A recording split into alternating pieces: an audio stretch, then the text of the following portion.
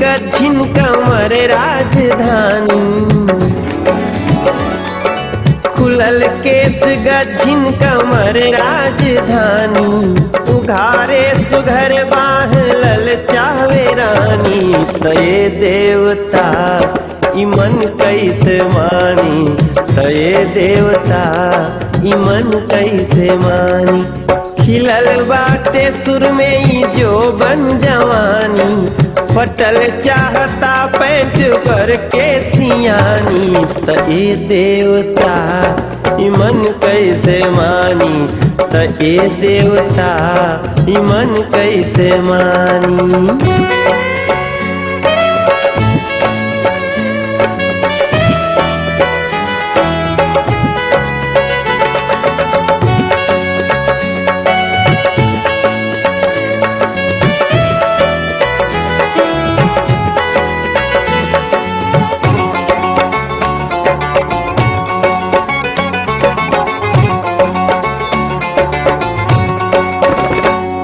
पीरी छोड़ दिहले जवन बाड़ो जुल्फी, भइल जात बाड़े कई लोग कुल्फी।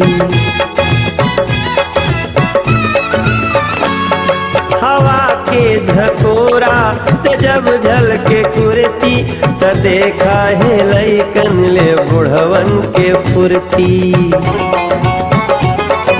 बनावट बदन के लिखत बा कहानी, कमर हकितामा के लच लच कमानी। अरे देवता इमन कैसे मानी, अरे देवता इमन कैसे मानी।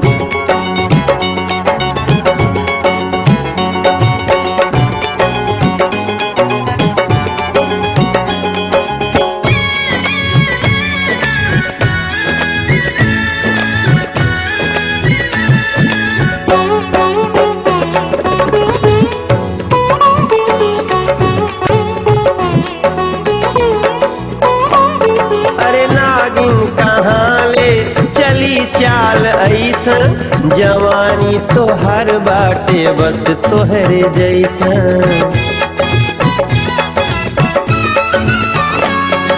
झटका से मत बैठा गाड़ी के ऊपर, झटक जात बा हमरा दिलवा के बम्पर।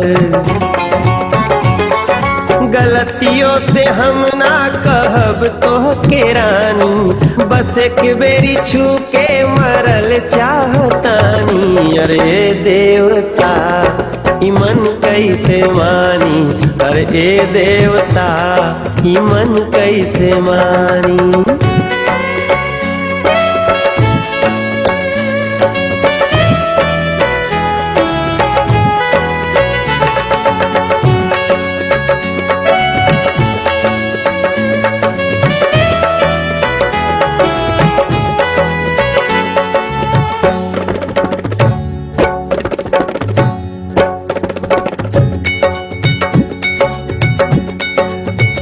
बदन के देश में जुल्फ एक शहर लागे, होठ पंजाब के खेतन के बीच नहर लागे।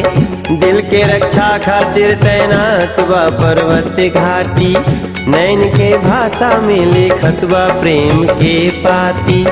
उठानी हम बखानी की ढलानी यह तन के, चले राह में तू हमके बड़ी डर लागे।